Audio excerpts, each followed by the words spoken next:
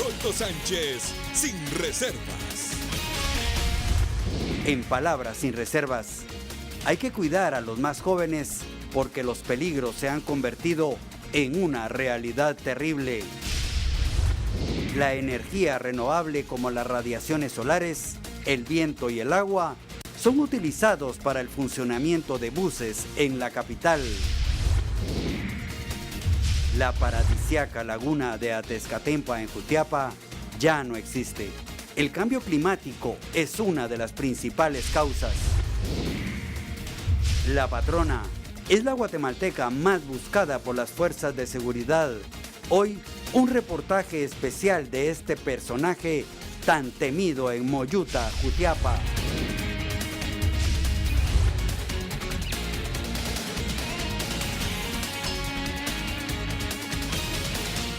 Buenas noches, como siempre estamos listos para llevarles informes periodísticos que estoy seguro le van a asombrar. Bienvenidos.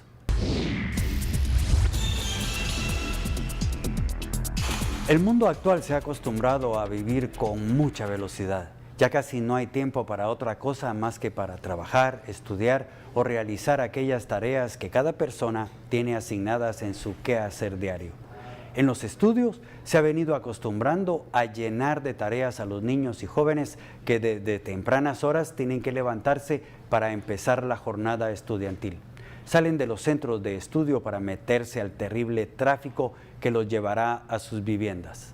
Allí la tarde se hace corta ante las responsabilidades estudiantiles. No tienen tiempo más que para ver televisión un rato o bien pasar el tiempo en la computadora. Mientras tanto, los adultos metidos de lleno en esta vida de compromisos y responsabilidades. Los que tienen trabajo, pues pasan la mitad de su vida en las oficinas, luego en largas jornadas en el tráfico que les quitan no solo el tiempo, sino el poco control mental que tienen. Ese tramo diario es como estar en la jungla más salvaje, lo que carga más aún los niveles de estrés de los guatemaltecos. Y en medio de todo este panorama, es importante que se busque el tiempo para pasar en familia y darles ese tiempo tan valioso que necesitan, sobre todo los más pequeños, que muchas veces no entienden de las exigencias a las que se ven sometidos cada día.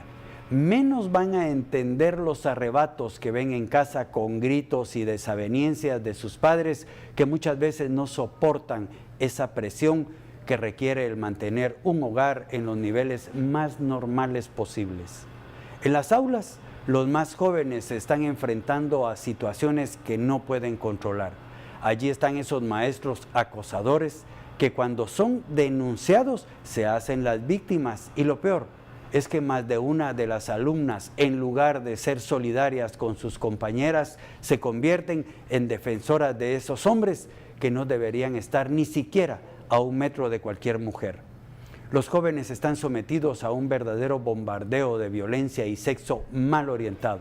La televisión sin control, el internet con su mundo de cosas buenas, pero también con acceso a cosas que son perversiones que no ayudan al crecimiento normal de un joven. Entonces, ¿qué podemos hacer frente a esa realidad que nos está desbordando? Yo no soy ningún experto en el tema, pero lo que sí puedo decir es que no hay que dejar solos a los jóvenes en estos momentos tan difíciles. Cuando son niños, depende totalmente de los adultos que los deben rodear de amor, cuidado y atención. Cuando son jóvenes, por la misma naturaleza de su crecimiento, se alejan de los adultos y empieza la época más difícil para ellos.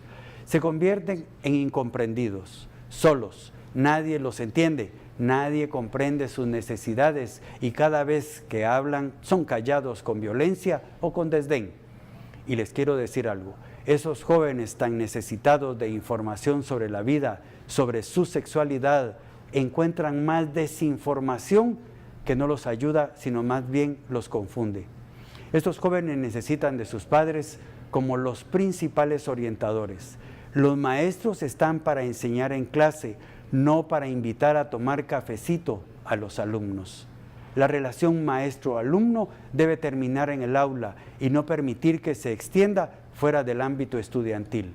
Las denuncias que se reciben en el noticiero sobre maestros abusadores es alta, pero nadie se atreve a hacerlo público por no querer arrastrar a sus hijos frente al escarnio público. Cuando hay pruebas, como puede ser una grabación, se debe actuar de inmediato e impedir que este hombre vuelva a trabajar con niños y jóvenes. Por esa razón es que los colegios, escuelas e institutos deberían tener filtros para contratar maestros. No se le puede abrir las puertas a cualquier pervertido porque esta gente tiene en sus manos lo más valioso de una familia, a nuestros hijos. El Ministerio de Educación, de igual manera, debe actuar de inmediato y cuando haya una denuncia, separar al maestro de sus actividades mientras las investigaciones se realicen. Los directores, de igual manera, deben separar al señalado hasta que se terminen las investigaciones. Lo peor es que en estos casos, la víctima resulte siendo la victimaria.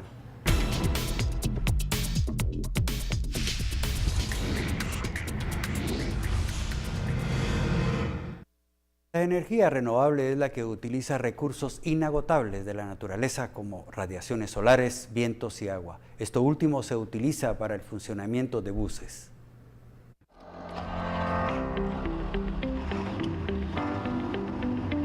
Ocho son los buses que en Guatemala funcionan con energía renovable, gracias al Instituto de Recursos Energéticos de la Universidad Galileo.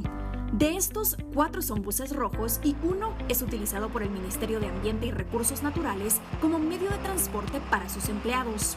Este equipo utiliza energía renovable como la materia prima de sus proyectos, en los cuales buscan tecnología innovadora para disminuir los gases contaminantes a la atmósfera. En este caso, es con ayuda de agua. Colocamos dentro de los buses una celda de HHO, le llamamos HHO porque la celda genera un gas oxihidrógeno, gas oxídrico, y es un gas que se introduce a la admisión del motor y disminuye la cantidad de combustible y como consecuencia pues disminuimos la cantidad de gases contaminantes a la atmósfera. Los encargados del proyecto trabajan entre 3 y 4 meses para cambiar el funcionamiento en el motor del bus y determinan si lo que hicieron tiene resultados positivos. Elder Arana es el piloto de este bus desde hace 2 años y nos comentó que los cambios los pudo notar desde la primera vez que manejó el bus ya utilizando energía renovable. Desde que nosotros arrancamos el bus, el sistema comienza a generar gas, entra gas a la cámara de combustión y camina totalmente normal, no tiene nada extra. Lo único que sí pudimos ver nosotros en este bus es de que tiene como que se hubiera potenciado, o sea, tiene más potencia de la que regularmente tenía. El proyecto trabaja con buses y camiones con motores grandes que utilizan diésel, que es altamente contaminante. Es así como se logra evidenciar la disminución de emisiones de contaminantes y la baja de combustible. Es una tecnología ya no es moderna, es antigua. Ya en la Segunda Guerra Mundial habían automotores que utilizaban este tipo de celdas. Lo que nosotros estamos haciendo es validar que efectivamente funciona, que lo hace bien. Nosotros hemos comprobado que hay una disminución entre el 15 hasta el 20% de combustible.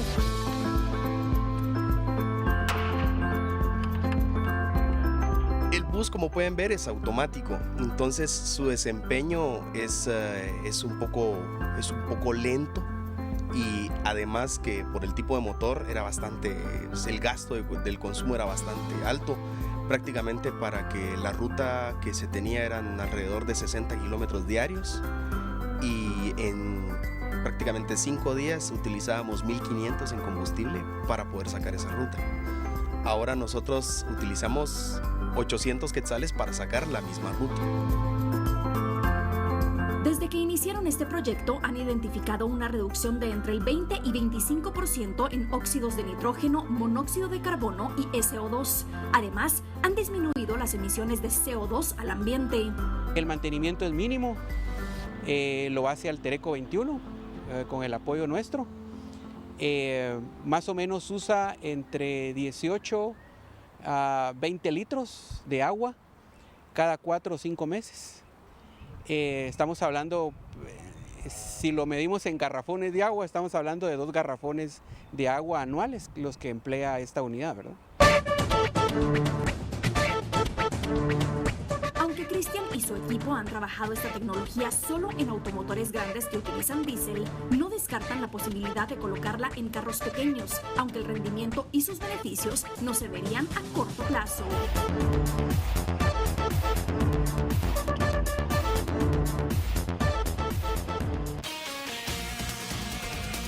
¿Quiénes estuvieron implicados en la fuga de la patrona? ¿Por qué aún no hay militares capturados? La justicia ahora tras los pasos de la criminal más buscada de Guatemala.